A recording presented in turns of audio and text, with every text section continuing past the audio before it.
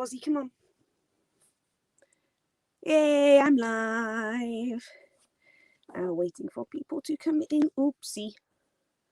Now waiting for people to come in, and the dog's decided now that he wants to go out, but he's not going.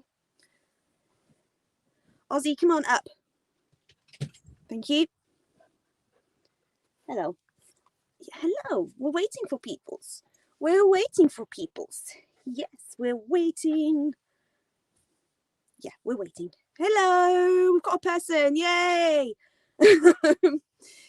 So, hi. Tonight, whatever time it is for you.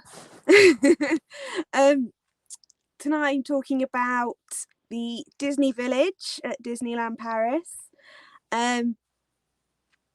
So this won't cover all of the Disney Village because I feel like there is so much to cover at the Disney Village.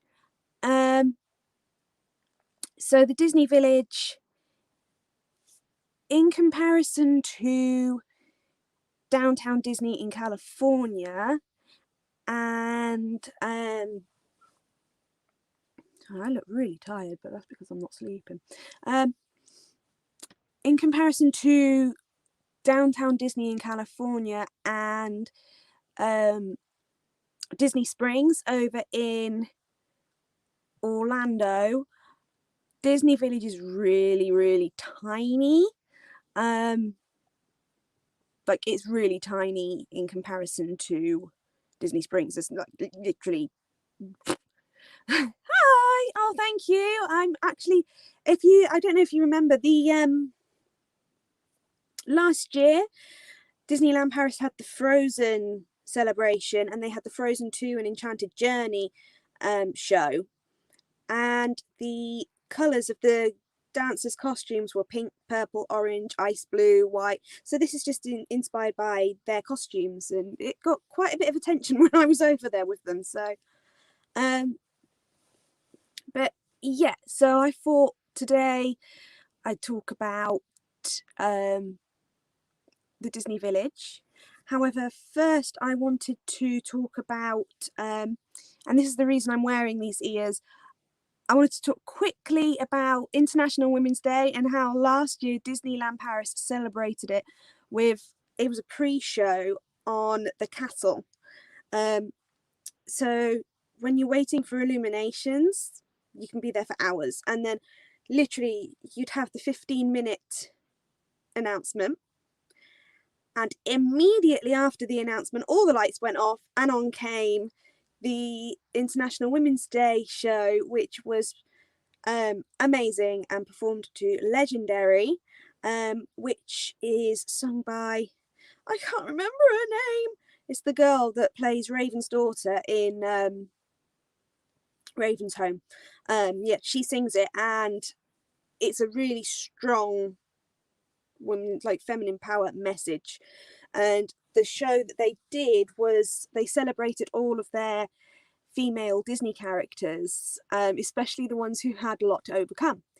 And the whole show literally was just the length of the song, so a little bit longer. So it went on for about 5 minutes, and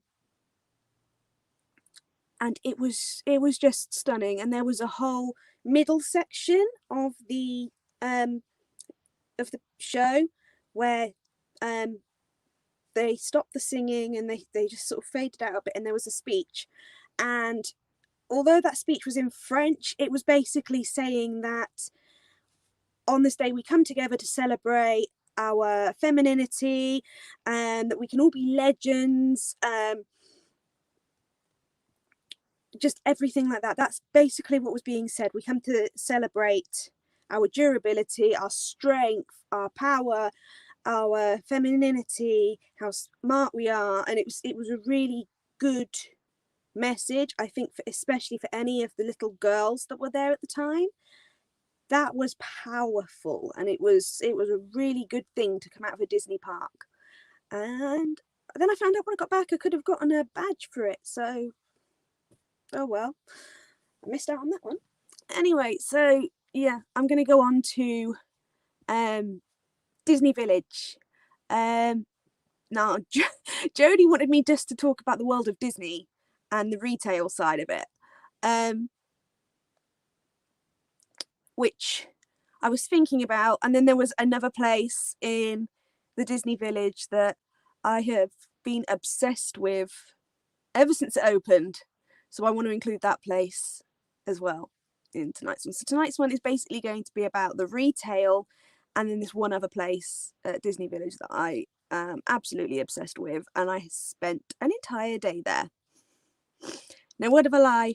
Hi Jodie! Yeah, no word of a lie. I spent the entire day at this one place in Disney Village. No, it wasn't World of Disney, but I'll get there. So anyway, first off, I'm going to talk about, like I mentioned earlier, the size of the Disney Village is so minuscule compared to downtown Disney in California, let alone Disney Springs. However, it's still got so much there. It's not got the shops like Disney Springs has got Sephora, Uniqlo, and Gideon's, and all that. We've got none of that at Disney Village. We have got shops like that, but you get onto the train and you go along to Val d'Europe shopping centre, and it's all over there. But in the Disney Village, you have got the World of Disney shop. You have got across the way on the other shops, that one side of Disney Village is just shops. Hi Walt! Hi! Oh, thanks for coming. I'm so glad you did stop by, Walt. Thank you.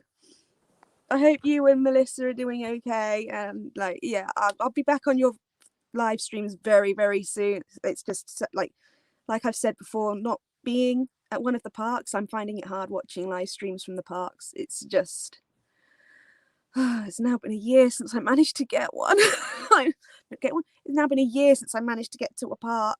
Ugh. Yeah, I decided to start live streaming because where I am, I don't have the signal strength to upload a video. I have the signal strength to go live. I don't know what the quality's like, but I have the signal strength to go live. So for the time being, at least, all of my stuff is going to be live streaming. When we get back on the road, I think I'm going to keep the live streaming up. I think I'm going to make Mondays 8 p.m. my DLP Mondays. Oh, thank you, Walt. Thank you. It's good to know. Thanks. A year and a half for us. Fingers crossed for November. I've got my fingers crossed for a lot sooner than November.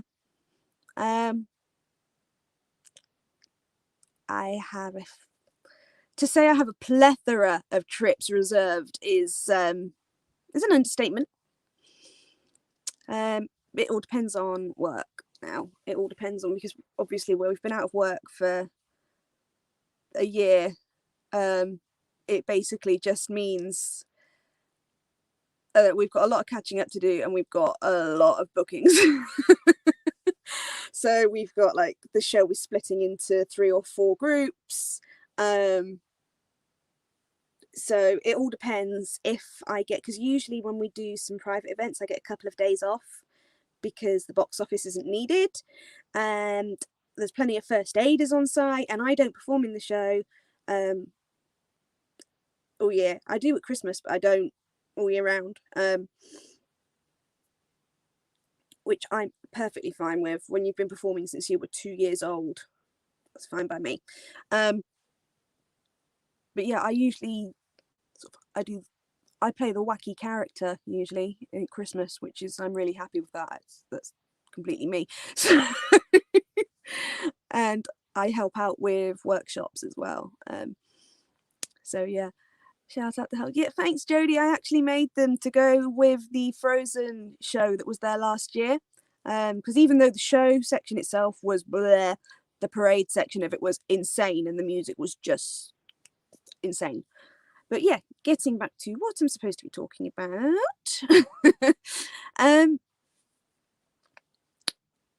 So actually, I'm just going to give a quick shout out to Walt and Melissa Mouse Talk, who were on here a second ago.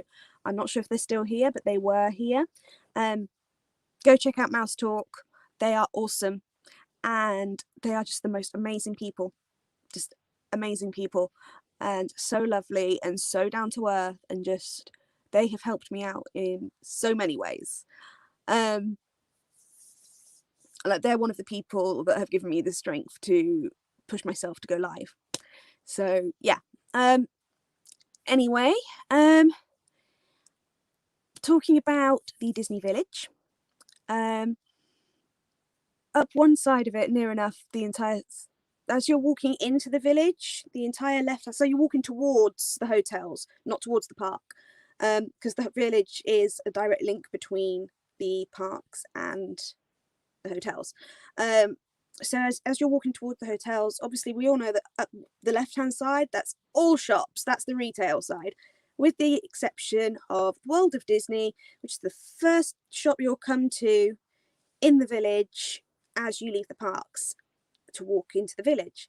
And the World of Disney opened in 2012, and the statues, this is why I wanted to speak about World of Disney, because the statues used to be the statues of the Disney store in New York. So the Disney store that's in New York, the statues you see at World of Disney in Paris are the statues that used to be at the Disney store in New York. They got brought over to Paris, and now they are at Paris. That's where they've been ever since. And yeah, it's I think it's a really cool little fun fact about those statues. And New York, Jodie, you'll know this, New York is another place that I have a very deep connection with. Just for, you didn't, you know, yeah, they're from the Disney store in New York, and I actually did, I'll have to dig it out, I had my pictures taken with, like, in the Disney store in New York when they were there, so so I'll have to try and find that. But New York is something that is very close to my heart. Just so you know, I went to New York twice, once in February 2001 and once in February 2003. And yes, I did go up the World Trade Center all the way to the 107th floor, to Windows on the World. I was 14 years old, and my head teacher and my art teacher took me up there. And I met some amazing people who are probably no longer here. So New York is always going to mean quite a bit to me. So those statues outside of World of Disney it's amazing to have them. And I think just next time you're there, take a picture of those statues and just really appreciate them, because we're so lucky to have them. Okay, so the World of Disney itself, again, it's nowhere near as big as the World of Disney in Disney World. World of Disney in Disney World, Disney Springs in Orlando, is just insanely huge. And while World of Disney in Disneyland Paris is huge, I think it's actually comparable in size to the Disney store in London. If you were to put the Disney store in London all on one level, I would say it's comparable to the World of Disney in Disney Village. Now, don't get me wrong, it is a huge store, but it's not the biggest it's not the biggest World of Disney, but it is big, and it is nice that we have that in Disneyland Paris, that we have one of those. And I think the layout of it is brilliant, and the fact that it's a very circular layout, and it's unlike the World of Disney in Orlando, although you'll find most things that you find in the parks at World of Disney, not all things will you find. However, I will say that where the shops like Emporium gets so crowded, we know that. The studios stores, they get so crowded. I would actually say go check out the World of Disney, because 9 times out of 10 you're going to find what you want in there. So the amount of cuddly toys they've got in there, the amount of just everything like that. I've cuddly toys, dressing up. They've got loads. I would say, as far as dress up things for kids go, there is more over at the other retail outlets in Disney Village. But they do. The dog's about to go on.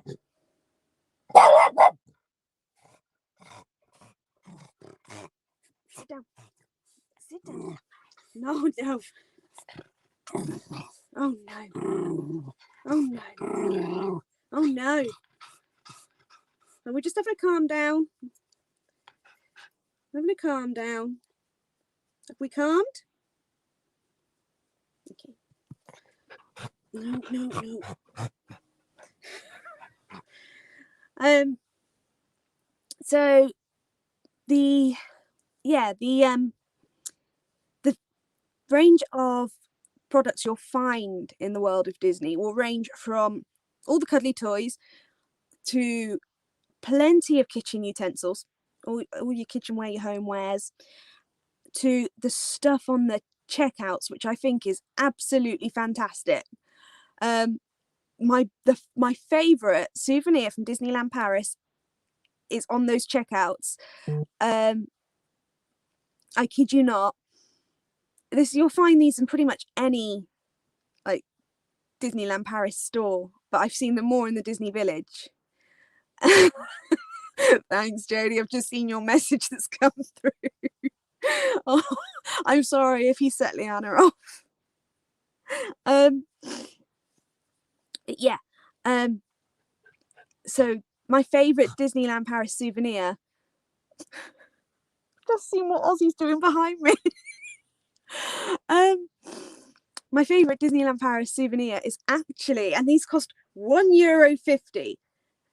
For anyone that's like watching this, Walt, if you're still here, I don't know, Rob, if you come on, sales tax is already included, like sales VAT, all of that is already included in this part of the world. Don't know why it isn't in America, but it's already included. So this little souvenir costs €1.50, and it is a tiny little box about that big of chocolate. And I just think that is a great souvenir. Like, if you want to buy gifts for people, you can't go wrong with €1.50 for a little box of chocolate.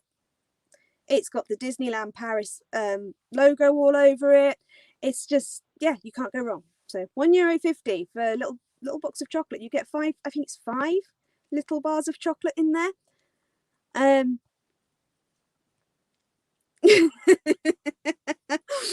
Yeah, chocolate. It's the chocolate, the little bars of chocolate that you can get near the checkouts. That's my favorite little souvenir at Disneyland Paris. Them, and as you're like in the queue, like they might have this in the World of Disney in Orlando, but I don't recall seeing this. It's like the checkouts here in the UK when you're queuing up, and they are all the little tiny cheap stuff is lined up along the checkouts as if they're going, buy this as well, you forgot this, and there are loads of badges. There's just badge. What are you eating, Ozzy? What did you eat? There was nothing there. There might have been like a stone or something that came off of your fur that I just put there, but did you eat that? Oh, he's giving me the death glare. Why are you looking at me like that? Why are you looking at me like that? Stop it. Yeah, Jodie, thank you for letting me know on that. Yeah, it's like I love those little things, and 9 times out of 10 when I go into the world of Disney, I actually bypass everything else in that shop and I just go straight to the checkouts and see what they've got in those little baskets. But the little bars of chocolate are by far my favourites, because like that's everyone's Christmas present sorted out for €1.50.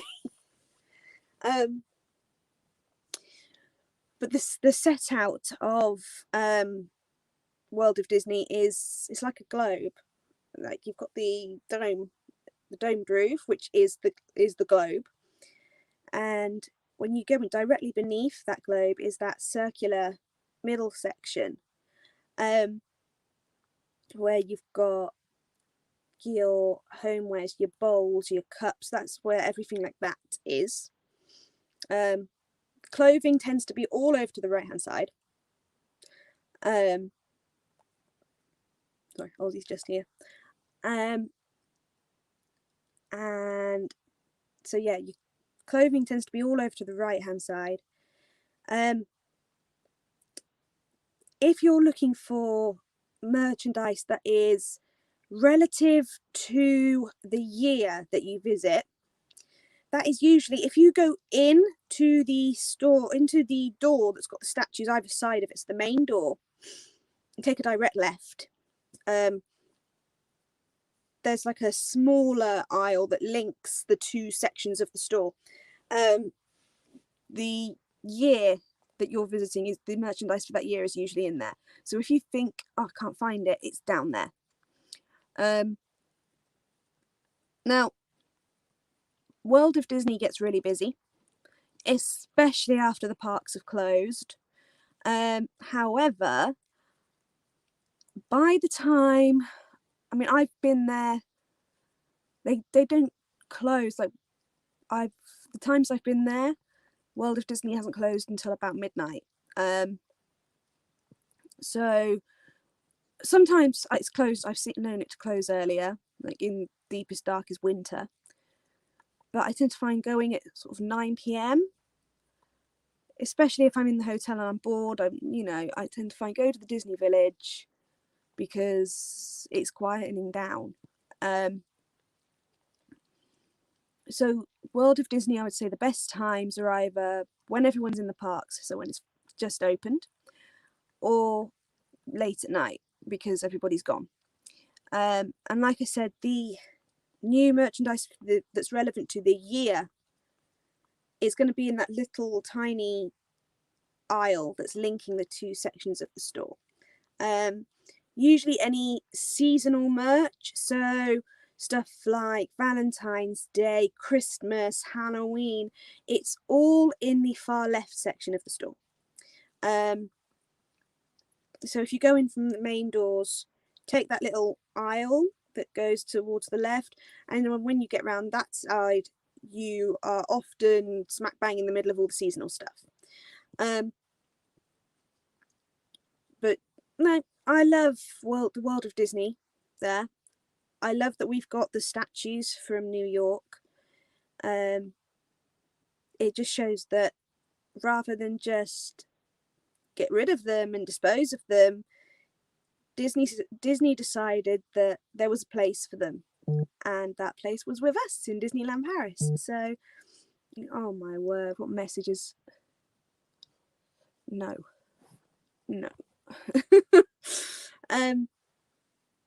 So anyway, moving on from World of Disney, I might be able to cover the entire village in this chat. So next door to the World of Disney, as you're walking further towards the village, is the cinema. If you're thinking of going to see a movie, when you're in Disneyland Paris. There is a cinema there. However, I will advise you that you will not be seeing a film in English. You will be seeing a film in French with English subtitles. So if you don't speak French and you don't really want to watch a film with English subtitles, you'd like to hear it in English, wait till you're at home. Because very rarely will you find a movie there that is in English. So yeah, got the cinema there. And Buffalo Bill's Wild West show used to be, the building used to be linked to, well, the building's still linked to that complex, but the show's not on anymore. Thank Christ, the show's not on anymore. But I've got, Jodie knows my feelings and why I feel about them, towards Buffalo Bills, and she knows how valid they are. If you want to know more, I can't say DM me because I'm on YouTube, but yeah, if you look me up on Disney Circus Girl on Instagram or Twitter, and you want to know what my feelings are on Buffalo Bills, I'm happy to say. And it's not speculation, it is knowledge based. My feeling is knowledge based. It's experience and knowledge based. So yeah, that's all I'm going to say on Buffalo Bills. Moving on. So around from there, the next thing you'll come to is the infamous Planet Hollywood, and I have to say the building itself for Planet Hollywood, it needs a lot of work. We all know this building needs a lot of work doing to it. It needs a repaint. It's got plenty of cracks starting to show, so it does need a fair bit of work doing to it. However, in the grand scheme of things, I love that we've got a retro look Planet Hollywood. I love that we have an original Planet Hollywood. It's the globe, it's the planet, it's Planet Hollywood.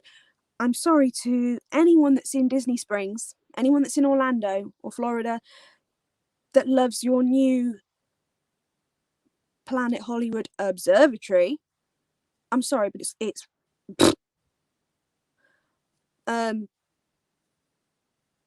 no, it's the atmosphere, like,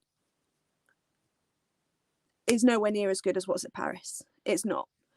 Loving your Star Wars Christmas jumper. Oh yeah, like, it's got Grogu on. It doesn't matter that it's got that bit. It's got Grogu. So yeah, our Planet Hollywood, our menu's a lot better. We've got they used to have, I don't know if they had the same menu in Orlando before, because I can't remember the previous Orlando menu.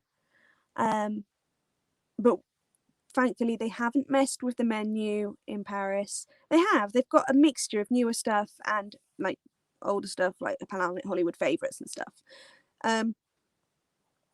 which is amazing. But the food, I feel, is a lot better. Like, my son hated the food at Planet Hollywood in Orlando, and every time he comes with me to Disneyland Paris, one of the first things he says is Planet Hollywood. Also, the interior of Planet Hollywood in Paris is your classic Planet Hollywood look, like your zebra print furniture and flooring and all that lot, and you've got the big screens, and there is a whole wall of Disney. They really pay homage to the fact that they are in Disneyland. They've got, it's just Mr. Rob Fuzz. He saw one of my vlogs from Planet Hollywood from May 2019, and he was really impressed with the Disney wall in Planet Hollywood. And yeah, and it's something that, just the atmosphere in that particular Planet Hollywood, like, London Planet Hollywood used to be where Bubba Gump Shrimp company now is. And it was a lot better off in that location. I have no idea why they moved. And Planet Hollywood in London it's just like walking into nothing. There's no atmosphere. It doesn't feel electric. It doesn't feel anything. It just feels cold. And I kind of got that feeling in Orlando as well. It just feels cold. There's not really much of an atmosphere going on in there. Whereas the atmosphere at Disneyland Paris Planet Hollywood is really good, really fun, and you still get all that nostalgic movie feel. And like my son, whenever we go somewhere where there's a Planet Hollywood, the first thing my son does is look for the gremlin, because wherever you have a Planet Hollywood, there's a gremlin. And every time he knows where the one in London is, he knows where the one in Orlando is, he knows where the one in Vegas is, and he hasn't even been to Vegas. But yeah, Planet Hollywood to my son is Gremlins. So yeah, it's Planet Hollywood. My favourite, it's on the starters. My favourite meal there is on the starters. So it's not even a meal, but it's the Texas Tostados. I love them. It's like barbecue chicken nachos. It's like, yeah, I like these. And I was thinking about them earlier. I don't know why I was thinking about them. I was actually eating Indian food earlier. I had a poppadom, and the first thing that came to my head was, I need me some Texas Tostados from Planet Hollywood. So I'm going to make some. I have to have some. I miss them. In fact, if Planet Hollywood in Disneyland Paris reopens before our show does, I might just have to go across there just to eat at Planet Hollywood. You've never... Right, Jodie, in April, if it reopens, I'm saying if because of stuff I've heard. Nothing's confirmed, but just a big if. If things go to plan and everything reopens there, Jodie, we've got to go to Planet Hollywood. End of. They sell the Texas Tostados at London, actually, so we don't have to go to the one in Paris. We can go to the one in London. It's just not as eventful as the one in... Yeah, there's no Disney atmosphere in Planet Hollywood in Orlando. There's no Disney atmosphere. Planet Hollywood in London, of course, there's no Disney atmosphere because it's in London. But Planet Hollywood in Paris, there's a huge Disney wall. And the last time that me and my son went, I actually have a vlog on my channel of the last time me and my son went to Planet Hollywood. We walked in. They don't have reservations. You cannot make a reservation for Planet Hollywood in Disneyland Paris. Like I tried, and they weren't letting anyone make any reservations. It was all walk up only. And we got there, and there was this huge queue of people waiting to go in because the restaurant was full. And the reason I use those is because when we got to the front of the line and they said how many, and we said 2, they went, come with us. And so we're walking past all these people that have been sent to the bar and the lounge area to wait out for their turn. We're like, it's our turn, and bye-bye.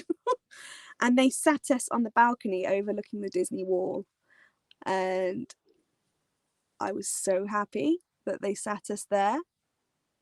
And it just, looking over the Disney Wall was just brilliant. Just sitting in that spot, I couldn't have asked for a better spot. Like I wanted to be down in the Disney area, but sitting on the balcony overlooking the Disney area, I think was even better. So I quite liked that. I loved that, and I'm so glad that they sat us there. However, I will say about Planet Hollywood, if you are vegan, I'm sorry, but the vegan burger is not nice. I have a friend, Kaylee, who I was there with this time last year, and she's vegetarian, and I did try to steer her towards some of the other things, like they have a vast array of vegetarian food, and I was trying to get her to go for them. I knew the vegan burger wasn't very good. I just knew. And she'd had one the previous night, not previous night, she'd had one a couple of nights before when we were spending the night at a train, like, because where I am now, where the show is based, is near Ashford International, so I just get on the Eurostar. But because we were leaving it really early in the morning, we stayed actually really close. We stayed in Ashford so that we could just get up and go without having to wake anyone else up for a lift, because the last thing anyone wants to do at like 5 in the morning is drive to Disney Mad Girls to Ashford International when they really don't have to, because it's like 15 miles away from here.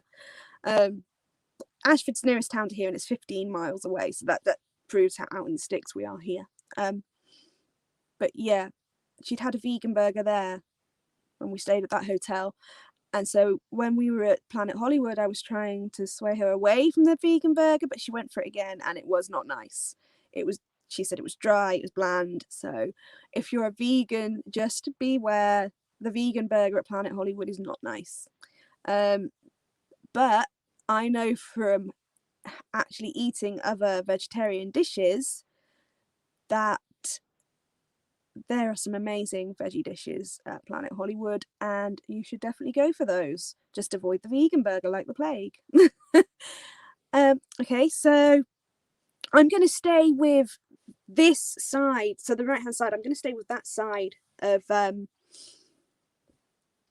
village, and my next notable stop, of course, we all know Planet Hollywood's got a store actually, so as you're going down that side, the Planet Hollywood store is there. But yeah, as you keep going along that side, the next place it's been over a year, I'm now forgetting what's at Paris, which is what happened with Toad Hall. It's ridiculous. See, this is just proof that I need to go back. So sticking along there, King Ludwig's Castle, German buffet restaurant. I've never been in there. I've never been in King Ludwig's Castle. So I don't know if it is a buffet or if it's family style, or they bring the food to your table and all this lot and you just pick what you want. I don't know. And also I don't know how it's working now that COVID has struck, whether it's you order what you want off the menu.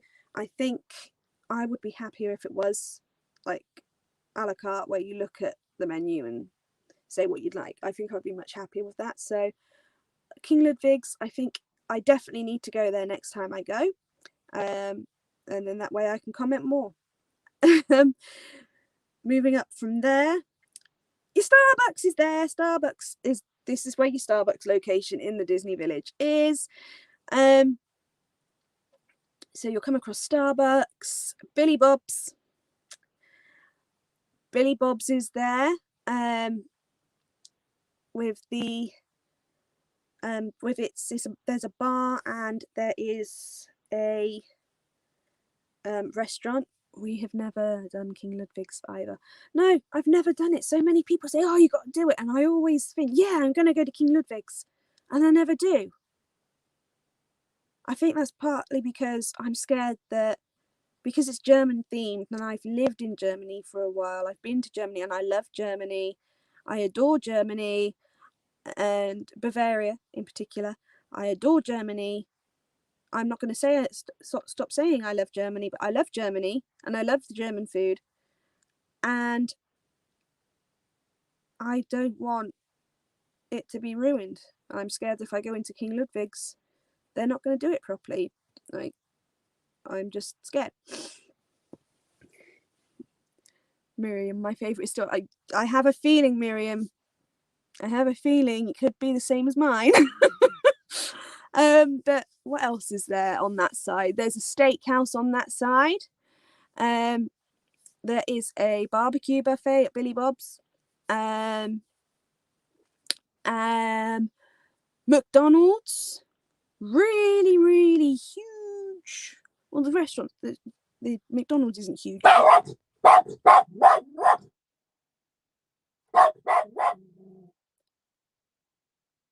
Literally all the dogs on the show are outside barking.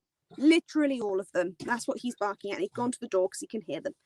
So they're probably at my gate waiting for me to let him out. Anyway, so you've got McDonald's down there. There's a steakhouse. There's what used to be Hurricanes nightclub. That's gone. That went ages ago. I did go to Hurricanes. Several times I've been to Hurricanes. It was okay.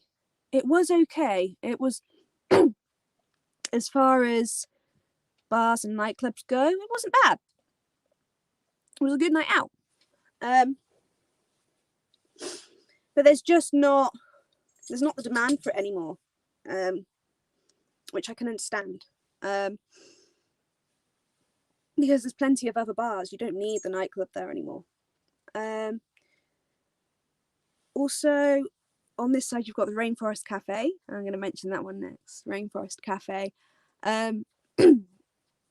Once you've been to one Rainforest Cafe, I'd like to say you've been to them all. But you haven't. Because Rainforest Cafe in London and Rainforest Cafe in Disneyland Paris is very different to Rainforest Cafe in America. I'm sorry if he's made your dog bark. That's just what he's like, I'm afraid, when they're all barking outside. No, Rainforest Cafe. So I had an asthma attack earlier, so I'm talking and I'm like, yeah, it's hurting. Rainforest Cafe in America is so much better than Rainforest Cafe here in Paris.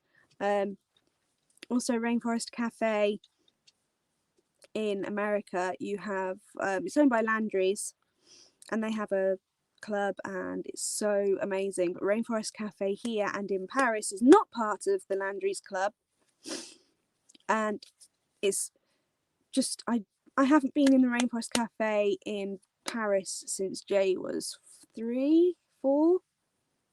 But it's got the same menu as London, and I take Jay to the London one every year because he loves it. But the one in London is sponsored by Pepsi and McCain's. It's actually got sponsors. And the food it's okay. It's not great. It's okay. It's the atmosphere that you go to Rainforest Cafe for.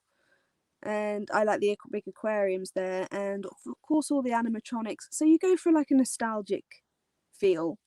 However, one thing that annoys me about Rainforest Cafe, and it happens in this country, and I'm pretty sure it happens in France, in Disneyland Paris, is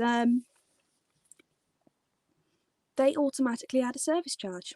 You don't get a say in the matter, they add it. You can actually ask them to take that service charge off. And every time I go to the one in London, I ask them to take that service charge off. If I want to tip someone, I will leave a tip that I feel is representative of the service that I've had. I will not tip because I have to, ever, unless I'm in America. That's a different thing. That's a cultural thing. That's the way it is over there. So, when they put on the bill in America what their suggested tip is, you don't have to leave That's what they suggest. You don't have to leave that size tip. And the Disney restaurants were different in America, but when I went in Rainforest Cafe in America, they were very much, if you want to leave a tip, feel free to. If you don't want to, that's fair enough. They actually said that to me in America, of all places. So they made, like, the Rainforest Cafe in America made me feel relaxed and made me want to leave a tip. Whereas over here, you get the bill, and lo and behold, you've got this huge service charge that's on there. It's like, I don't want to pay that. Why would I want to pay that? The service in this country has been crap. Mind my language, but it's rubbish. 9 times out of 10, the service in the Rainforest Cafe in London is awful. Not so much in Paris, but it has been. And I'm sorry, but when I'm in a country where I don't have to tip, I'm not going to unless I feel it's worthy of a tip. Because I don't like tipping.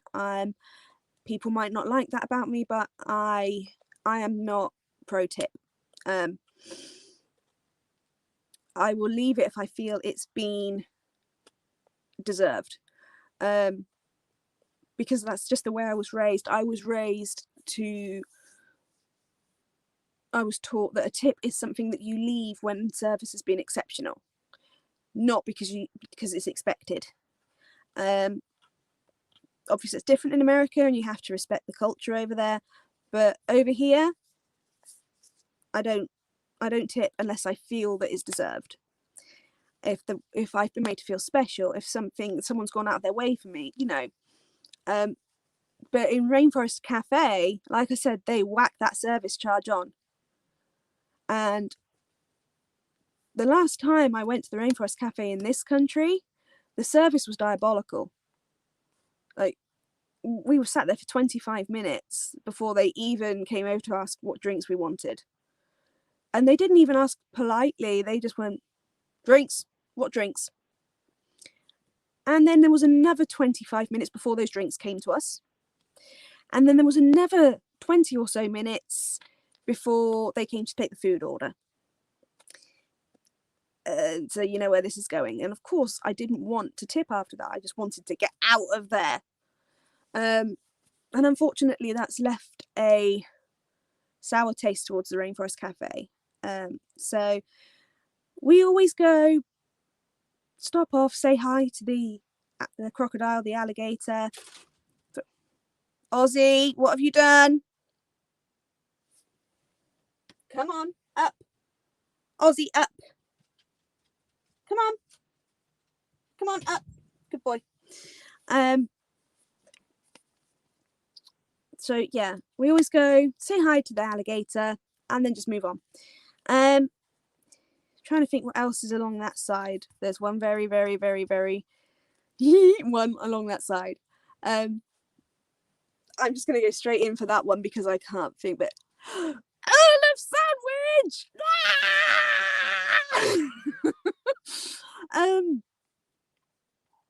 As you can probably tell, Earl of Sandwich makes me very, very excited. This is my favorite location in Disney Village, and one of my favorite locations in all of Disneyland Paris. I love getting there, and although I love when the terrace is open in the summer, in the winter I like being able to go upstairs, and I'm there and I'm like, please say a window space is free, please say there's a window space, please say there's a window space. And last January, so obviously not this January, it's just gone, but last January when I went, I got there for lunchtime and I stayed there until 5 or 6.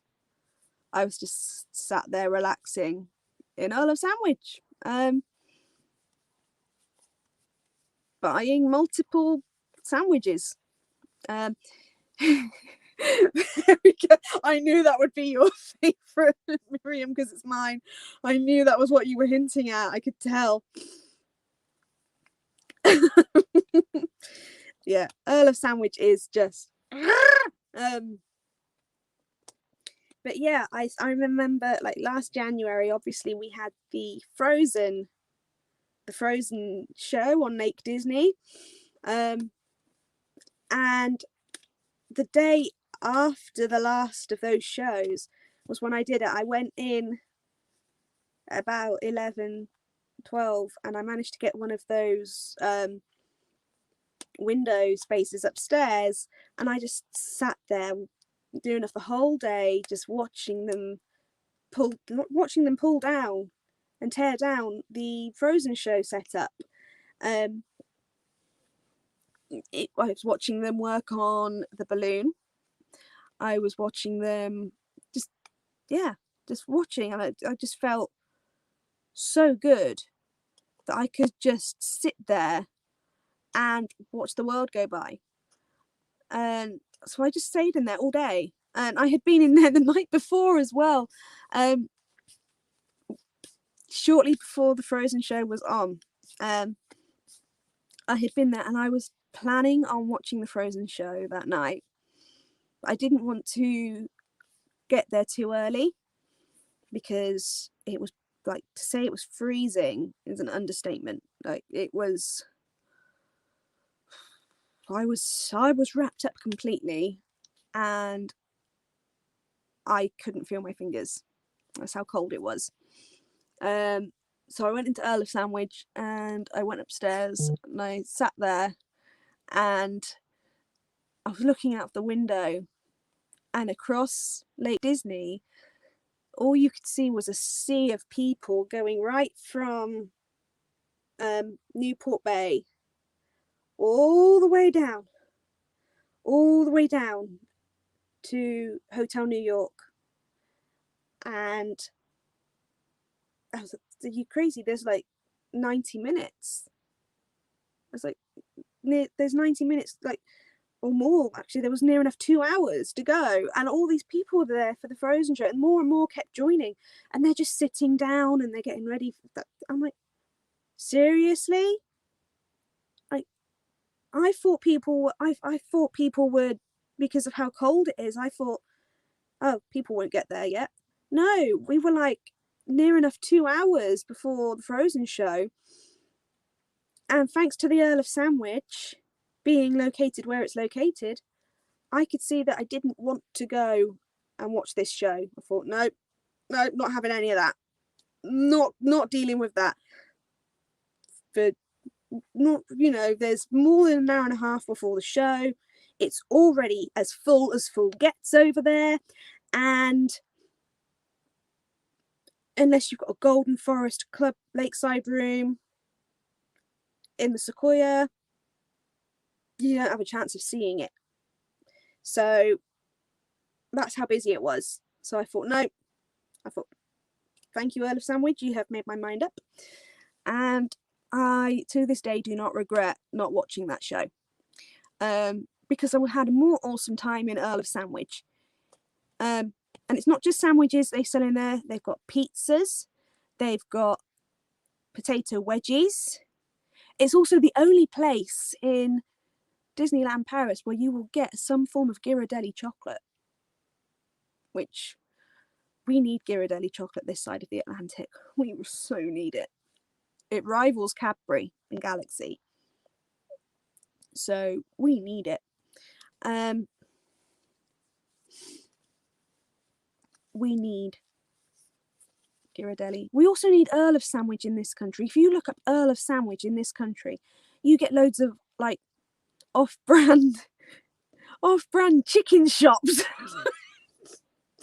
And I have to say, Earl of Sandwich, my favourite sandwich is a hot sandwich there, and it's the barbecue sort of barbecue Hawaiian chicken meat one, where it's got barbecue sauce, cheese, chicken, pineapple.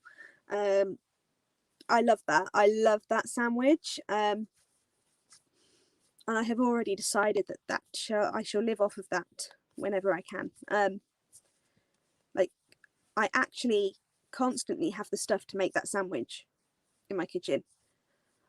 Like, that's how much I love Earl of Sandwich, is I have to recreate it at least twice a week. I don't know if you're the same, Miriam, with Earl of Sandwich.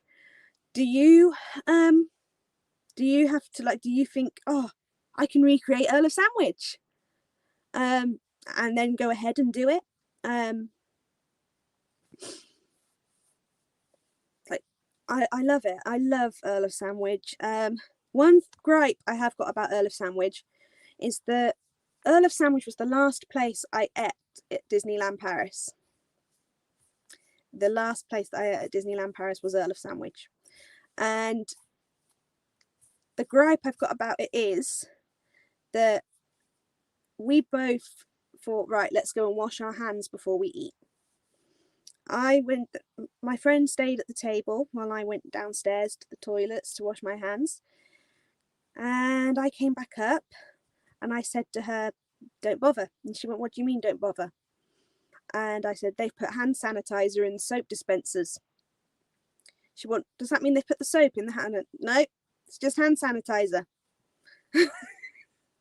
So that's my one gripe about Earl of Sandwich, is that somebody in there confused hand sanitizer for soap.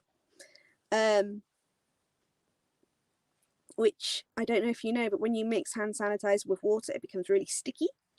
So I said, we've got our own bottles of hand sanitizer. So I said to her, where's the nearest? Yeah, it is. It's the only one in Europe. Which is ridiculous, considering it's called Earl of Sandwich and the Union Jack flies everywhere in there. We've not got one. The hell is going on? So yeah, Earl of Sandwich is by far my favourite food location at Disneyland Paris. By far. Especially in the Disney Village. Like I said, you can just sit in there all day. Just be warned, you can't copy the same taste they give it. Yeah, I do and I don't. It's the bread that I can't replicate. The barbecue sauce I can replicate. However, I've got like 6 different brands of barbecue sauce because I was trying to find the right taste. It's, of all of the barbecue sauces, it's Aldi's brand. I think it's Bramwell's. I'm not sure if that's the brand that Aldi sell, but yeah, Aldi's. That's the barbecue sauce that is closest to what's in those sandwiches at Earl of Sandwich. So yeah, and the closest bread that's I've come closest with so far is ciabatta, and paninis. Panini rolls and ciabattas are roughly the same, like taste wise, but it's not the exact bread that Earl of Sandwich used, but that's the closest I've managed to get.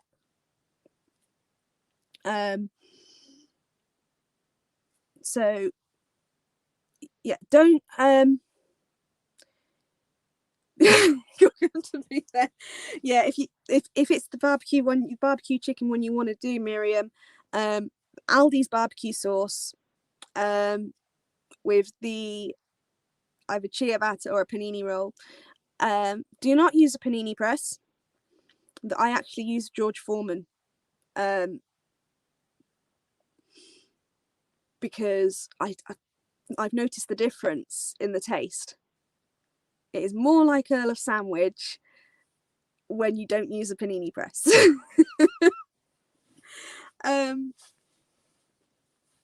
So yeah, if you want to replicate it, I would suggest not go with chicken. If it's the chicken pineapple one you want to recreate, Bernard Matthews turkey chunks. Yep, turkey chunks. They are the closest that I have managed to get to the Earl of Sandwich barbecue Hawaiian chicken, Hawaiian barbecue chicken. That's so Bernard Matthews turkey chunks, Aldi Bramwell's barbecue sauce. I'm actually allergic / intolerant to dairy, so I have to be careful with any cheese that I eat. I can tolerate whatever it is the Earl of Sandwich use, as long as I don't eat too much of it. Luckily for me with Earl of Sandwich, if I say to them, can I have it without cheese, they won't put cheese in. They understand I've got the allergy, the intolerance, so if I say please no cheese, they don't put it in. Although I can just about tolerate it, it won't send me running to the loo. But if I was to have sandwich upon sandwich upon sandwich upon sandwich, then I would have to say, like that day when I spent the entire day there, and I had I went down, I ordered twice. I knew straight away I couldn't have the cheese. So when I'm here, yes, I do put cheese in, but I use different cheese because I've got the freedom of doing that here. I can go and I can get dairy-free cheese. Cheese has been made with Vitalite. Or I can get, believe it or not, I don't react to Gouda. So I will go and get Gouda. And I can eat that. Again, I can't have it too much, but my body can tolerate that. So yeah, if it's the barbecue chicken one, which by the sounds of it is, you want to get the Aldi Bramwell's barbecue sauce, Bernard Matthews turkey chunks, not chicken chunks, turkey chunks, because they've got a lot stronger flavour in them. For the pineapple, where I would say any pineapple, don't use any pineapple, because it's all to do with the way that it's been stored. The pineapple, I would say, is not tinned. Do not get anything tinned. And if you don't want to cut a pineapple, the stuff you'll find in the meal deal sections at supermarkets, that's fine.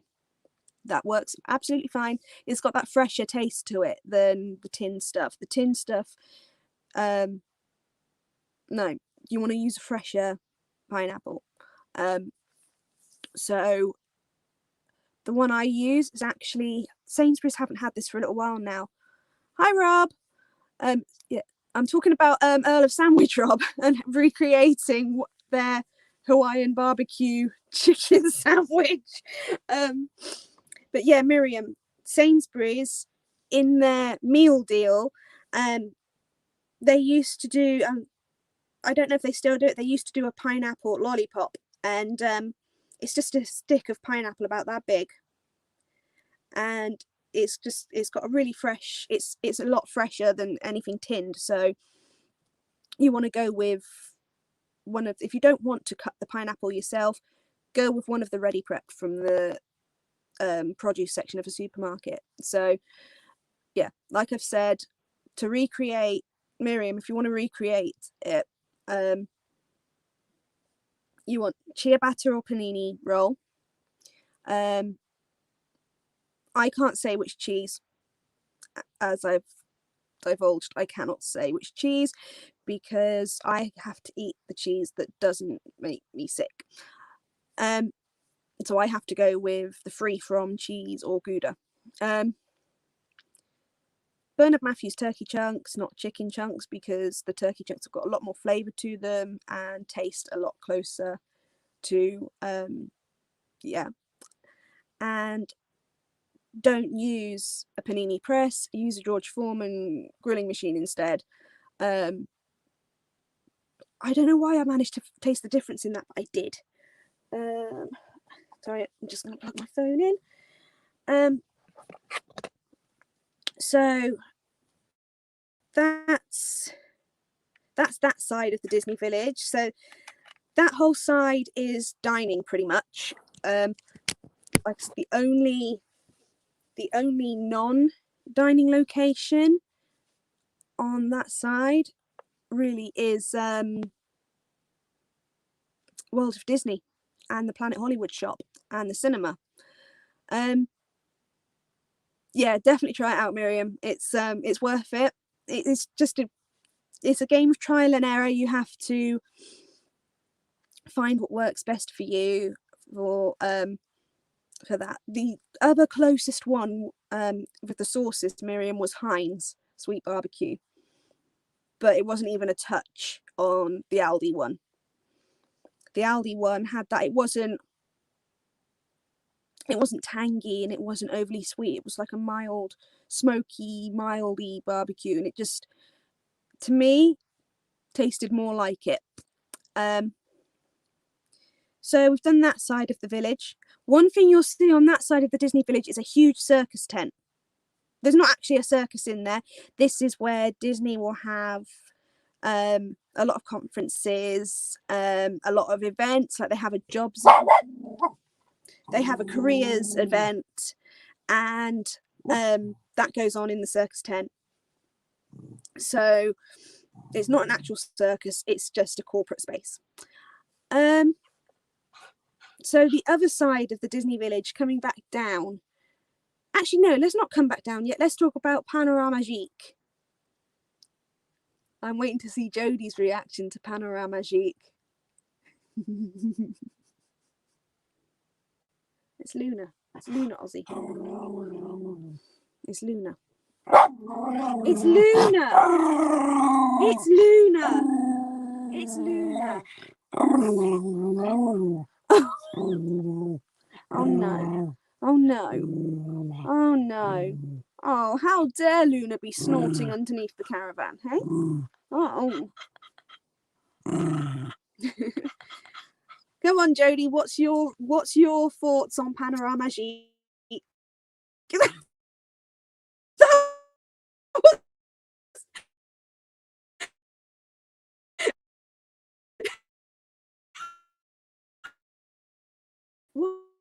What's happened? Oh, okay, we're back.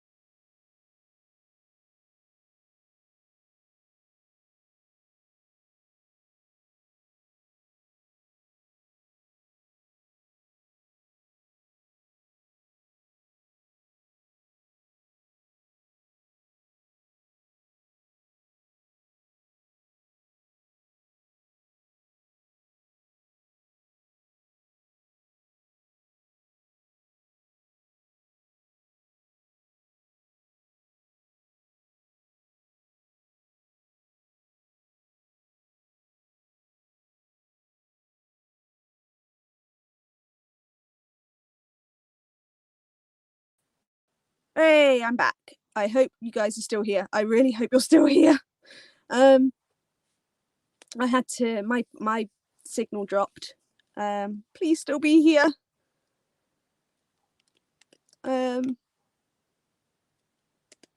Guys, if anyone is still here after all signal just dropped, could you please just send me a, like, Jodie, could you send me a message on Facebook to let me know if you're still here? Still here. Oh, thank Christ. So I don't know if you could see or hear anything that was going on when my signal dropped. It was a nightmare. Yeah. Anyway, I've got signal back. Panorama Magique. Ozzy has clearly said what you feel about it, Jodie. I've never been on Panorama Magique. I want to so bad. No, you were gone. Oh, I'm so sorry. That was my lack of signal. That's why I can't upload a video, because I am in the middle of nowhere. We're lucky to get 3G, let alone 4G or 5G. So Carly will go on it with you. I'll hold the bags. Thank you. Panorama Magique. Oh, it's the same as is it Characters in Flight they call it? Rob, if you're still here, and you're ninja watching, can you just sort of let me know if it's called Characters in Flight in Disney Springs? I can't remember what the balloon's called. But yeah, the balloon Panorama Magique is prettier than Orlando's balloon. Now, Orlando's balloon is my favourite colour. It's blue, but I think our balloon's prettier. When you go on that balloon, you can see the Eiffel Tower. You can see so far. You can get some amazing pictures of the Eiffel Tower, even though it looks teeny tiny. But I've personally never been on it, but it is something that I want to do. It's a lot cheaper than the balloon in Orlando. It's the balloon in Orlando. I can't remember how much it was, but I think my friend paid $40 or something. I can't remember how much she had to pay. I can't remember, but in Orlando, in Paris, it's only 12 or so euros, I think. It's a lot cheaper, and I just think it's fantastic, and you get such a good view. So even though I've never been on it, that's definitely, I didn't go on it before because I thought it was going to be in the price range of Orlando. And back when I worked there, I was terrified. Back when I worked there, I was like, I am not going near that thing. I wouldn't even walk past it. Which was silly, because when I worked there on a nightly basis, I was up quite high. But I wasn't necessarily paying attention to my surroundings. I was paying attention to what I was supposed to be doing. So yeah. So going on the balloon, like, I was always very much, no way, no. Now when I see Panorama Magique, I'm like, I want to go on it. But I thought it was going to be in the price range of Orlando, and it's not. It's a lot cheaper. So I will definitely, next time I go, I will definitely go on it. Like the last time I was there, I couldn't go on it because they were refurbishing everything. Like that day that I spent at Earl of Sandwich, I could see the balloon and it had no basket. It had it was just the actual balloon that was tethered down to the floor. The capsule wasn't there. The gondola wasn't there. And we've got a new balloon now and it looks amazing. It's so pretty. So next time I go, that's a definite. We're doing that. Actually, Jodie, I've just had a thought. We're going to do a Disney day in London, and originally we were going to do Rainforest Cafe because it's in Disney Village. But why don't we do Planet Hollywood and get some Texas to Stardust? Why don't we do Planet Hollywood instead? Because at least that way we're not going to be whacked with a service charge for a service that is next to non-existent. Sounds awesome. Yeah, let's do it. So going down the other side of Disney Village, we've done the balloon. Cafe Mickey. Cafe Mickey. What can I say about Cafe Mickey? It used to be so much better. It used to be so much better. I'm sorry if you guys are fans of Cafe Mickey, but it used to be so much better.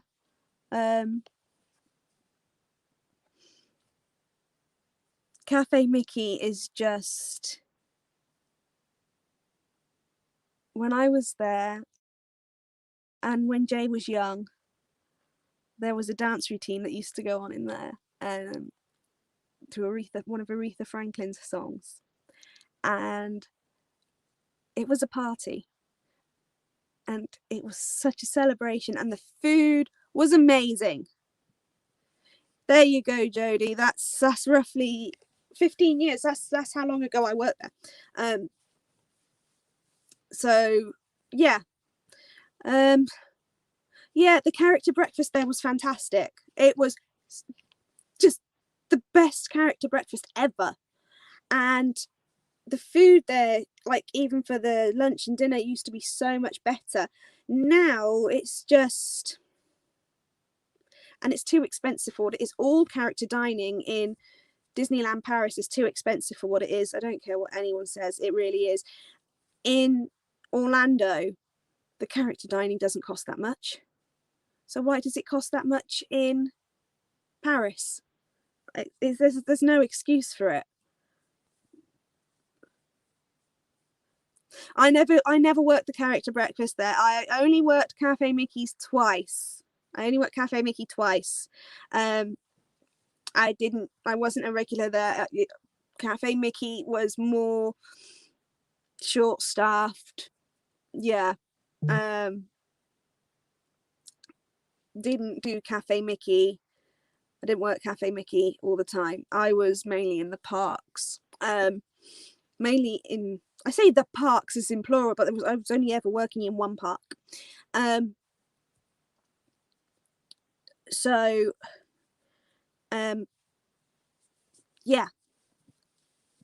Cafe Mickey, I'd like to go, but when I look at the menu and what they've got and then the price, my head just goes, oh hell no. But you might have, Jodie, you might. Not that you'd see my face. I was too busy hanging out with some really cool friends. Yeah.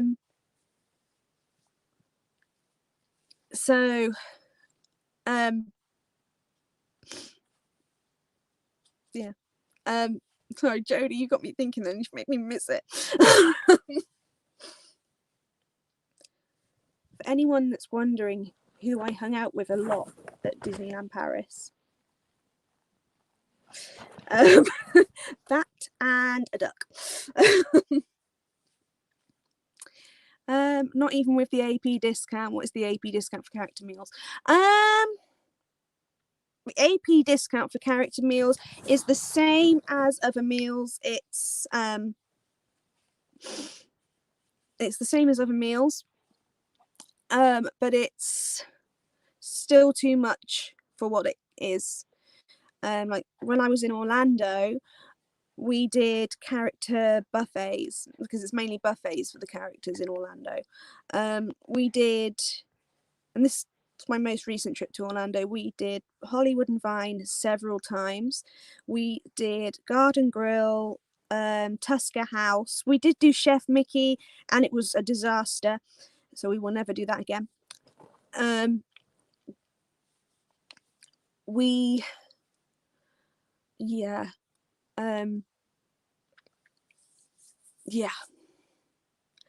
Chef Mickey was not good. What other character meals did we do in Orlando? I think those were the ones. Garden Grill. Oh, we did Ohana for breakfast as well. But even in the Hollywood and Vine, we did the Fantasmic dining package, and although we had the dining plan, because we had the free dining plan.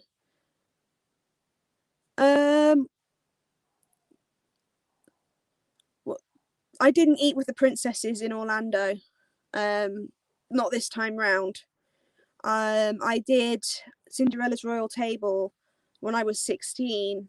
That was my treat for actually finishing school, because my parents thought I would drop out because of all the stuff I was going through. They thought I wouldn't make it. I either wouldn't make it to the end of, I either would drop out, or I would do something very drastic and a lot worse.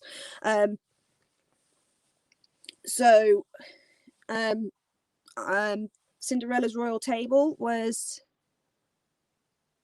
Oh no, I did do that one, Jodie. All right, that's the one I forgot about. I did do that one. Storybook Dining. That's because it's so new. It's so new that I just we did Storybook Dining with Snow White, the Evil Queen, Dopey, and Grumpy. I remember a time where you could meet all of the dwarfs regularly at Disney World. And this time when we went, I have to admit, I was upset that we couldn't meet Bashful, because he was always my favourite dwarf. Always my favourite. And Grumpy is my favourite, but Grumpy I adore, and Bashful. But my favourite to meet was always Bashful. And didn't see him once. I just wanted to meet Bashful again. That was my dream. I was like, I knew I was going to meet the Evil Queen, she's my favourite villain, by far my favourite villain. I adore her, because she's the OG villain and everything. But yeah, no. But like I'm saying, even that, Jodie, was the cost. I had the dining plan. We had the free dining plan, because we took advantage of that offer. But even if we hadn't had the free dining plan, the food, the character dining, was a good 20. I'm going to put this into pounds. It's a good £20 cheaper than in Paris. Scar would be an interesting meetable character. But yeah, like way back when you last went, and when I took Jay when he was a little child, this is how the prices used to be. I remember going with my mum and Jay. We took Jay to meet his godmother, who was a cast member. She still is a cast member. And his godfather. He's got multiple godmothers and godfathers. He's got 3 godmothers, and he's got about 6 godfathers. He's not been christened or anything, but these are the people that I've said, yeah. And so yeah, we took him over there, and we were looking around for a place to eat, and we ended up going to the Disney Village. We were going to go to McDonald's. We just want somewhere cheap to eat. We were going to go to McDonald's, and we saw the prices, and we looked at those. Jeez, I thought there was a spider just there. It's not. It's a loose thread from my header. I'm okay with spiders, but not when they move. I'm okay with big spiders, not little ones. And I'm okay when they're not in my caravan. Is like Aurora, the 3 fairy godmothers. Yeah. But yeah. like we were going to go into McDonald's, and then when we saw the price of the McDonald's in the Disney Village, me and my mum were like, at this point, I'm talking 2010, 2011. We saw the price of McDonald's and we were like, hang on, Cafe Mickey is over there, and it's only €5 more. So it was a no-brainer. We went to Cafe Mickey, or we went to the Lucky Nugget, because Lucky Nugget used to be character dining. And I did work Lucky Nugget. But yeah, that used to be character dining, and it was so much cheaper then. But now, when you do character dining, and Cafe Mickey has obviously fallen victim to this as well, bad food, ridiculous prices. So unfortunately, we don't do Cafe Mickey anymore. So, like, Cafe Mickey, by all means go there, but the food is not worth it. If you want to do character dining in Disneyland Paris, by far the best one, by far, is Plaza Gardens breakfast. By far. And the Princess breakfast at Auberge de Cendrillon. Those are by far the best character dining in Disneyland Paris. Especially the Princess breakfast, because although it's like €50 per person for breakfast, which is still a good 20 more than Orlando, it's for the princesses in particular. The Princess Pavilion in the Princess Fairy Tale Hall in Paris is, you're queuing up for anything up to 2-3 hours to meet one princess, just the one. Whereas if you go in the ADC, I'm going to use what you said, it's so much easier. In the ADC, I'm worried about that as well, Miriam. I really am, especially with the character dining stuff. I'm worried that they're going to hike the prices again, because like, if you want to do dinner at ADC or at Inventions, it's near enough €80 just for one person, which is really worrying. Like, when I did the Fantasmic Dining package in Orlando, dinner was, if we hadn't had the dining plan, dinner would have been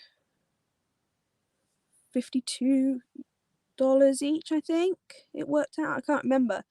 It might have hiked up a little bit since then, I don't know.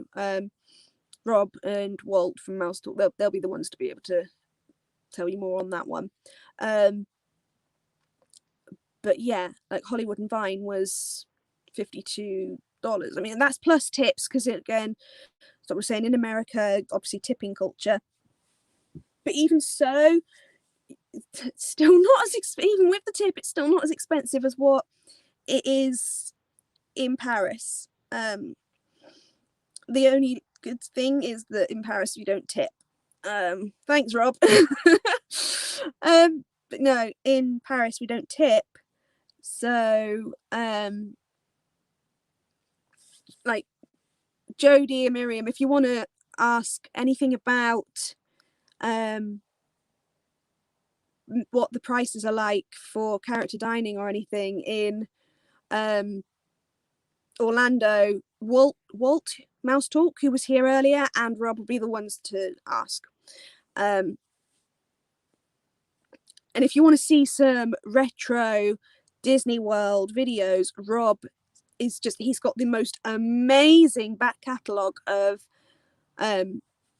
videos, and it's just my favourite ever Disney parade by far was Spectro Magic, and his Spectro Magic videos, just Rob, you genuinely had me in tears. I went through our whole toilet roll. And then the next day I was on the phone to my ex, like, who works on this show, because I'm not leaving the farm while COVID's going, and he's at work, and I'm on the phone, like, David, I need more toilet roll. And he's like, well, you used it up already. Oh, it's not my fault. Rob posted Spectrum Magic. The only other parade that could make me do that right now, actually there's two, Stars on Parade and Fantillusion. They're the only two other ones that would bring me to tears. But Rob did it with Spectro Magic. I was a blubbering mess. So if you want to see any retro Disney stuff, Rob's channel is just go and check it out. It's amazing. He's got such amazing videos from yesteryear, and it's just brilliant. But going back on the topic of this stream, Disney Village, Cafe Mickey, I would say give it a miss. Don't get me wrong, amazing interactions in there, like absolutely amazing, like really good interactions in there, and amazing stunning location looking over Lake Disney, but not worth it at all. Sorry if you can see me keep going for my neck. I've had the same pillow for 32 years. I've had it since I was 3. And in 2 weeks' time, I'm 35. I'm turning old. No, I'm not really. But I am 35. I'm not turning old though. But I've had the same pillow since I was 3, and I've left it at my parents'. See, that same pillow has been to Orlando with me. It comes to Disneyland Paris with me every time I go. It's been everywhere with me. It's been to New York. It's been to Germany. It's been everywhere. The dog's just farted and it smells disgusting. Oh my God.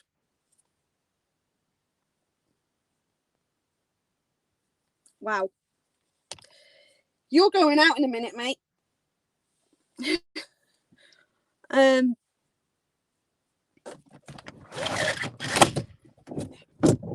the window.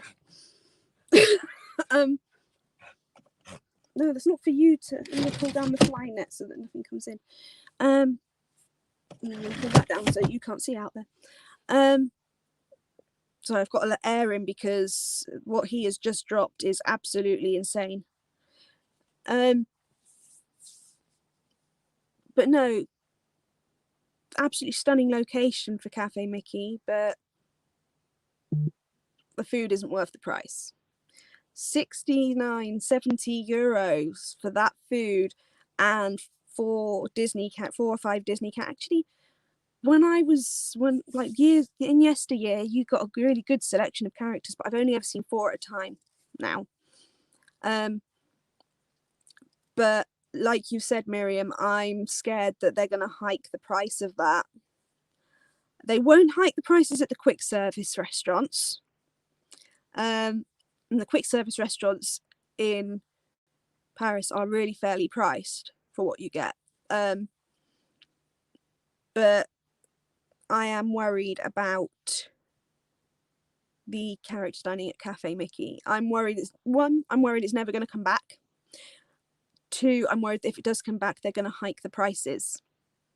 And they've already hiked the price from really, like, I kid you not, thinking back to 2010, that was an insane year at Disneyland Paris, and it I can close that now.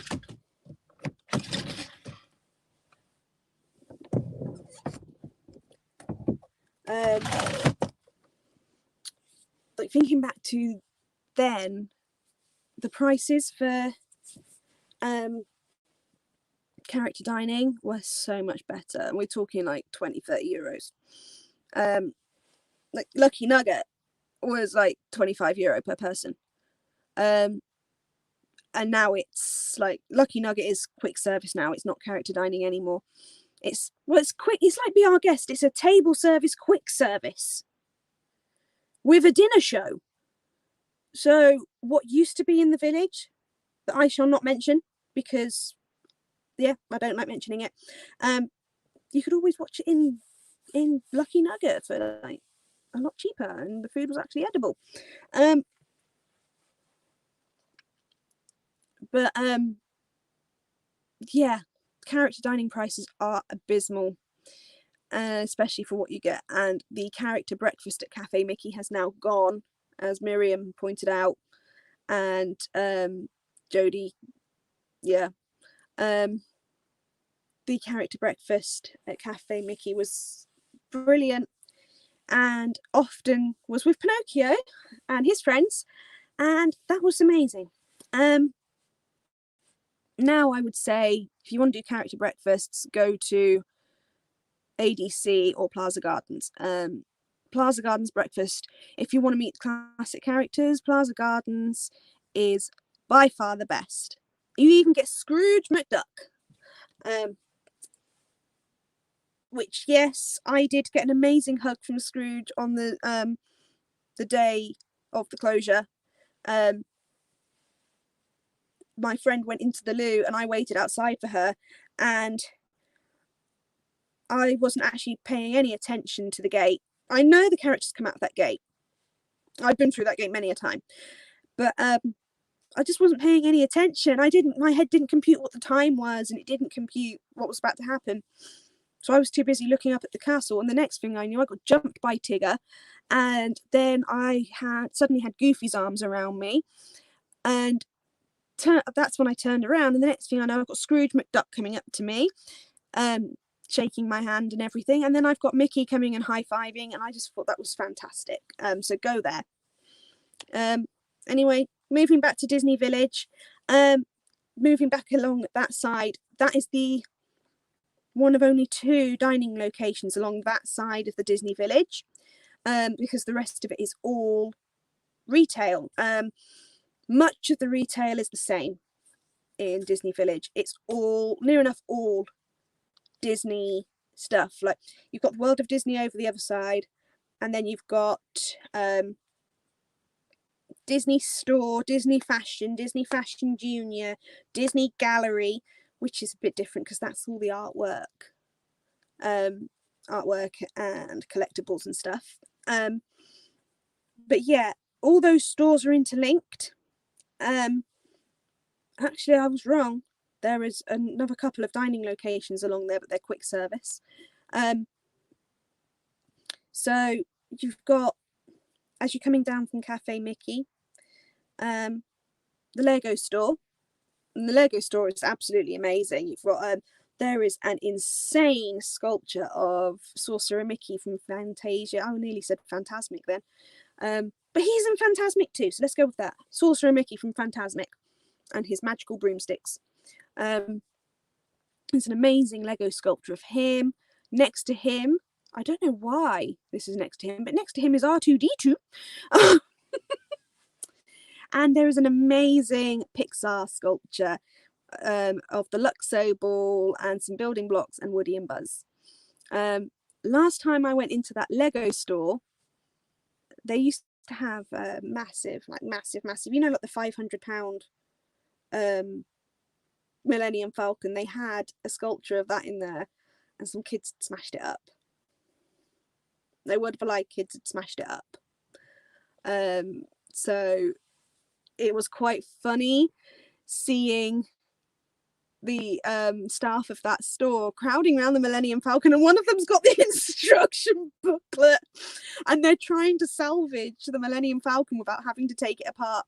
And the next day it was gone and it was all in pieces. So they clearly gave up on salvaging it. Down there on that side, at that end, you've also got Disney Fashion Junior, and the Disney Gallery, which all speaks for themselves. It's all clothing and art. And then you've also got New York style sandwiches, which they're not New York style sandwiches. It's like 1 or 2 sandwiches, and then it's like a different, it's a misleading name because it's not really a sandwich store. It's not really a sandwich place. And the other place you've got along there is the sports bar, which is a good little bar actually. It's quite fun. Way back when Jay was 3 years old, we ate there, and he surprised us all by ordering food in French at 3 years old. Just fluently ordered food in French. The waiter came, our server came, and we went in there to order, and they went, no, go sit down and we'll come out to you. Okay, that's fine. Jay ordered our food. He decided what we were getting. We didn't plan that. The guy came out, and we'd already paid for drinks inside, and Jay rattled off in French, which we didn't even know he knew that much French at that point, because he was 3 years old. It turns out all the trips to France did him good because he could speak French fluently enough to order food. We had hot dogs, we had fries, we had all sorts come out to the table, so that was interesting. So the sports bar's down there, New York style sandwiches, even though it's not really a sandwich store, is down there. Amusement arcade, the games arcade is down there, and that's a really good little arcade actually. I like that arcade. I could hang out in there quite a bit. In where that is, you've got like the outdoor seating area for sports bar. The sports bar outdoor seating area used to be in a different location, but they cleared it from where it was because it was taking up too much space. And then the next thing you'll come to is the Disney store, which is selling near enough all the same stuff as World of Disney, only it differs from World of Disney in that it sells Disney store stuff as well as Disneyland Paris stuff. World of Disney sells exclusively Disneyland Paris merchandise, whereas Disney store sells both Disneyland Paris and Disney store stuff. And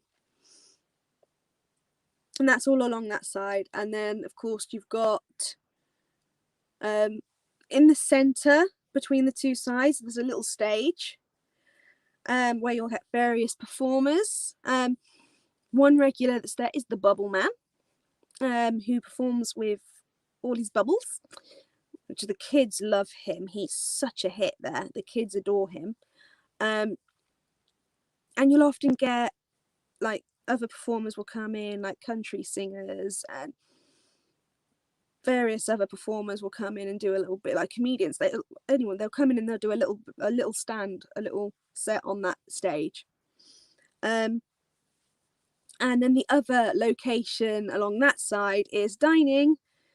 Jodie's gonna love this one. Annette's Diner. It's an American inspired diner. I haven't been in there in recent years, so I don't know if they still do this, but the waitresses used to be on roller skates. So your food used to come to you on roller skates.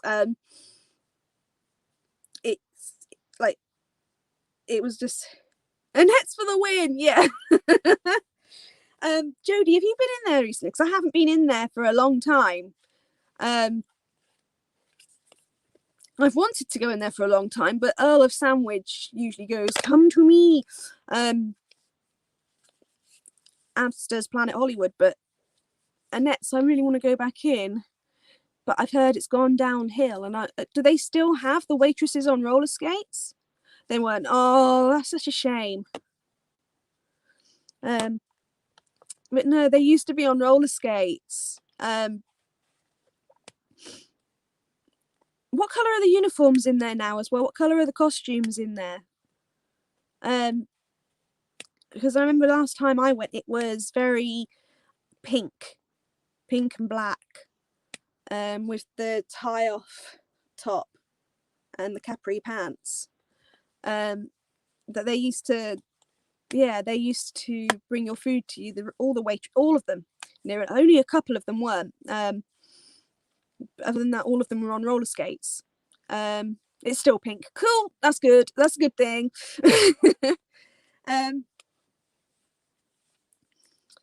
Teal. They used to have teal as well. And cream, teal, and pink used to be the costume colours in there. But it used to be teal and black, pink and black, or cream and black. And they always used to have the capri pants on, and like I said, they used to be on roller skates. Like Jay adored that when they were on roller skates. He loved it. He was absolutely mesmerized by food being brought to us on roller skates.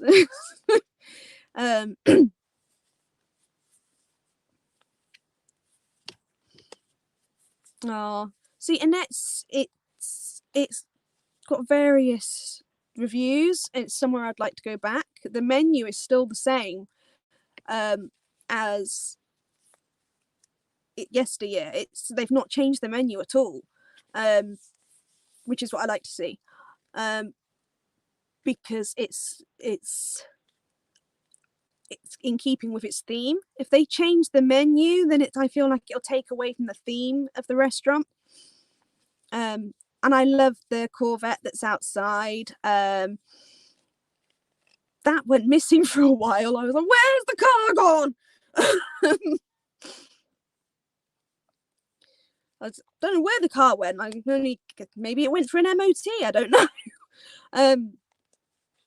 But if you look at my January vlogs from last year, I'm pretty sure that was it. The car wasn't there, and then when I went in March, the car was there.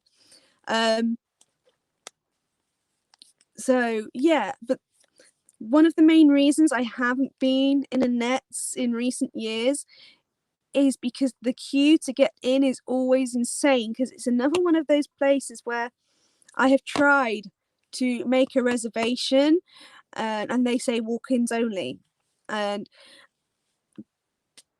the queue, especially if you go after park closure, or if it's summer, if you go when you would normally consider food time, the queues to get in are just absolutely ridiculous. One thing I will say about Annette's is they have an amazing breakfast. Just looking at the pictures, they have an amazing breakfast, so like I have to go for that next time I go. So that's about it for the Disney Village. Other than if you were to go around and exit Disneyland, so it's part of the Disney Village, but it's not part of Disneyland, I guess. I don't know. You've got Five Guys and a pizza place. Jodie, Miriam, would you class, because it's not actually in Disney, it's not actually on Disney property, so would you class it as Disney Village? I know it shows up on the maps of the place, but it's not actually in the gates. You can get to Five Guys, and is it Vapiano? You can get to them without actually having to go into Disneyland, onto Disney property. If you come from the back, if you're coming from the main entrance, then you've got no choice. You've got to go through security to get to them. But then you go back out afterwards. They're the only ones I haven't really covered, is Five Guys and that. No, see, to me that's not the Disney Village, because it's not on. You don't have to go through security to get to them. It's not exactly on Disney property. It's like, exactly, you don't actually have to pass it. It's to me, that's not like, if you're coming from Val d'Europe on the bus, you don't have to go through security to get to them. So to me, that's not like, if you're walking from the Val d'Europe area, you don't have to go through security to get, because it's at the South Gate. You have to go near the South Gate, but you don't even go through the gate. You don't go through the South Gate. If you come to the North Gate, you do have to go through security, but then you pass out of the South Gate to get to it. So like, to me, that's not the Disney Village. It's just located at Disneyland Paris. It's not in Disneyland Paris. That's why I haven't actually said anything about them. It was just confusing to me whether you guys would class them as being part of Disneyland, but there's not to me. No, it's not. Other than that, in the Disney Village, you've got little kiosks. So there's a Disney scented candles stand. You have your stand that sells pretzels, churros, crepes, macarons. Oh, I miss them. I got a box of macarons from Sainsbury's the other week. No, just don't do it. Just don't. They're not nice. They're not like what you can get at the Disneyland Paris. Just don't do it. Don't do it to yourself. I thought I missed the Disneyland macarons. I couldn't replace them. I was like, no, these do not taste anything like them. They do taste anywhere near as good. So you have that. Got your Ben and Jerry's stand that's up near Panorama Magique. There's various other stands, like a sweetie stand and that. But other than that, that is the Disney Village. It is that small. So yeah, that's it. That brings us to the end of the Disney Village. Do you guys want to ask anything or want me to talk about anything? Next week, I'm going to start on the hotels. I'm going to start with the furthest away hotel, which is the Santa Fe. Well, the Santa Fe and the Cheyenne are relatively the same distance, but you have to cross. It's at the moment, it's the Cheyenne that's the furthest away. But as soon as that walkway reopens, it'll be the Santa Fe that's the furthest away again because of having to cross the footbridge. So I'll start with the Santa Fe. That's what I'll be talking about next week is the Santa Fe. But is there anything that I've missed in the Disney Village? I think I've mentioned everything that's there.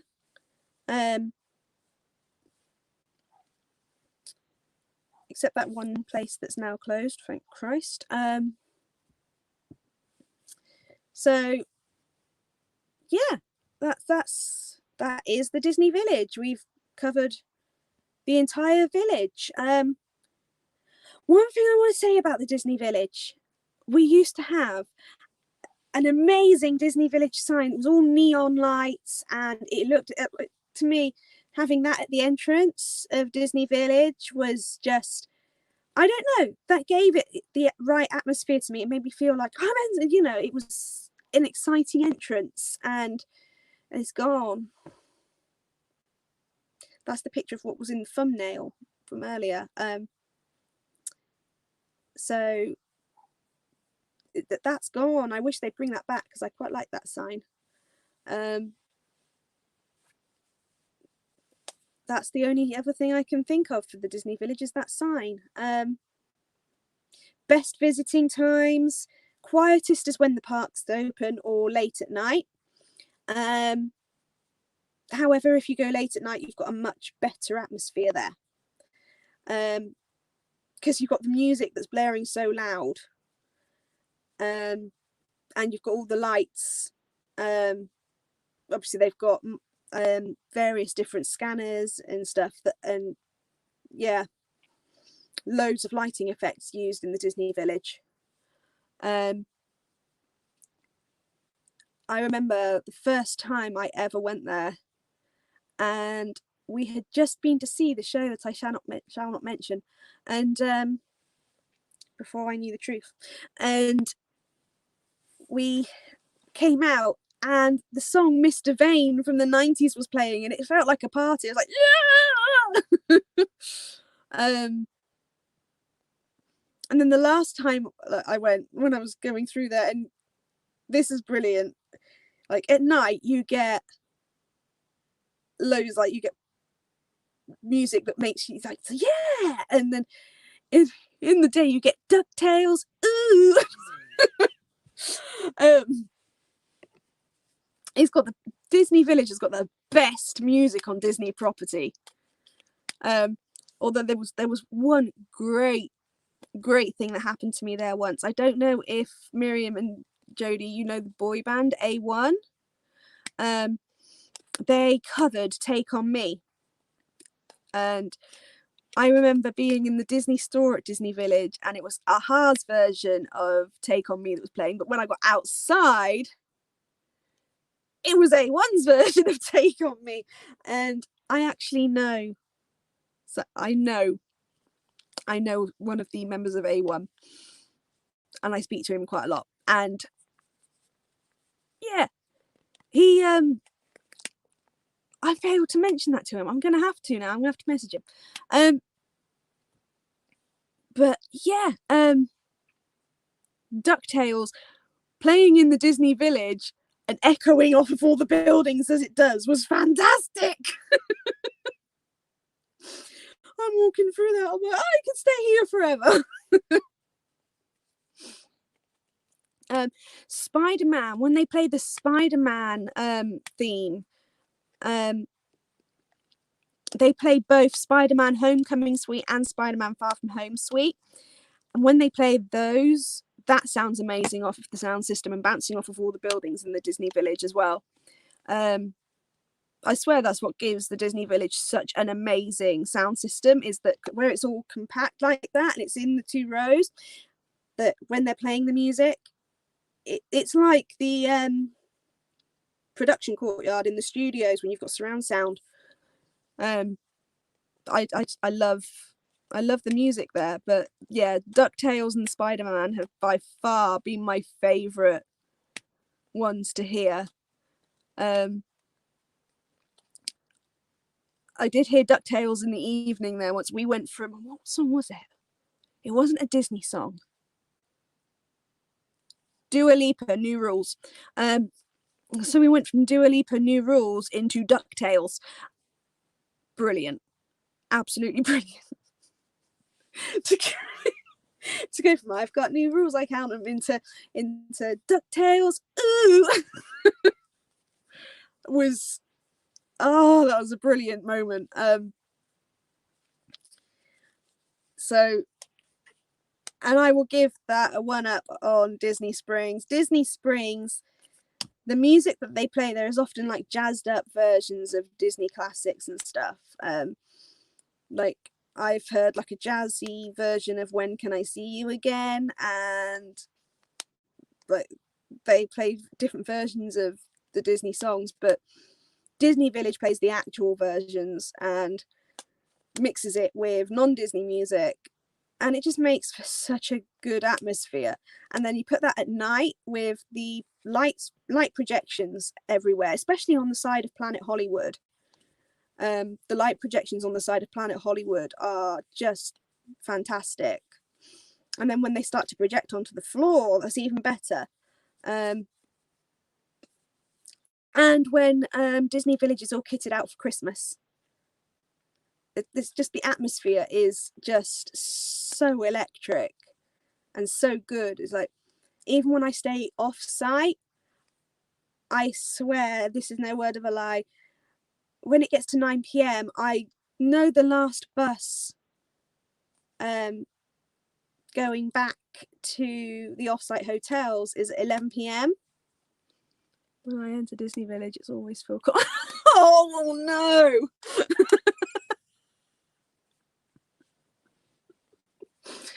I don't know. I don't know. You need to go when there's a Spider-Man or a 80s song or a Dua Lipa or a DuckTales. You need to do that, Miriam. You need to time it better.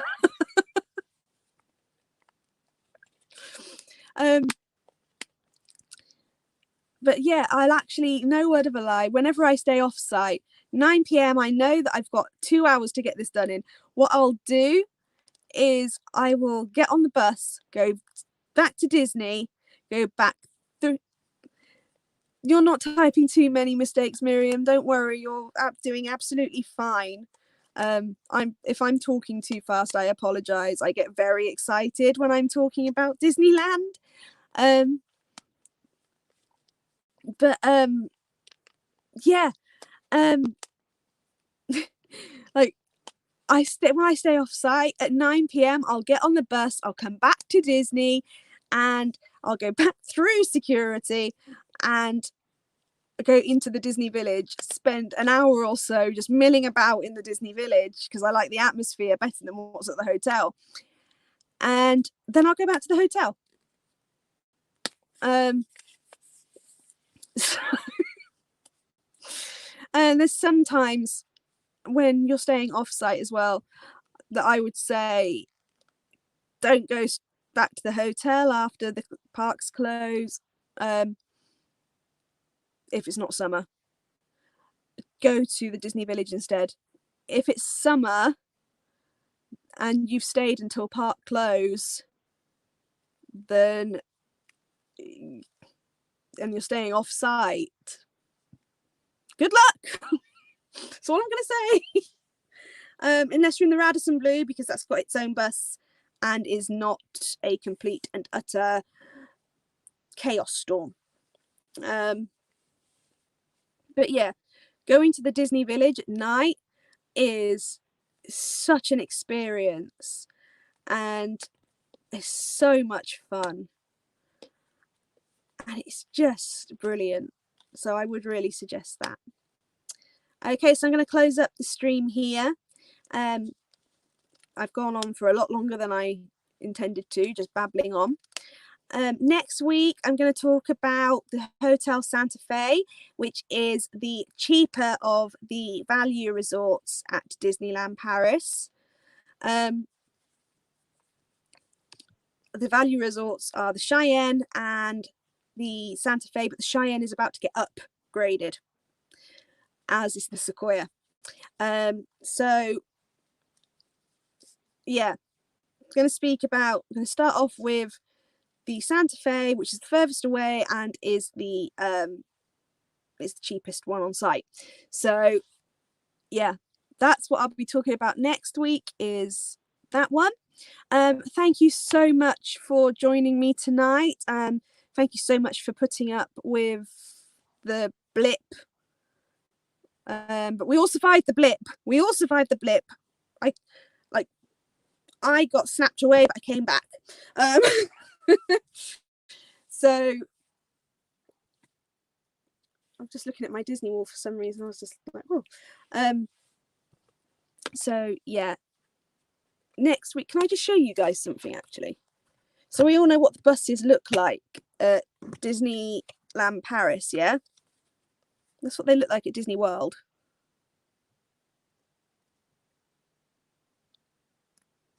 So that's a lot different to Disneyland Paris. I think I prefer the bendy buses. They're just a lot more fun. Me and Jay call them whale buses because they make whale noises. Anyway, that's it for this week, and I shall see you next week. So thank you very much for joining me and for putting up with my babbling and going on and on and on. And I shall see you next week. Bye.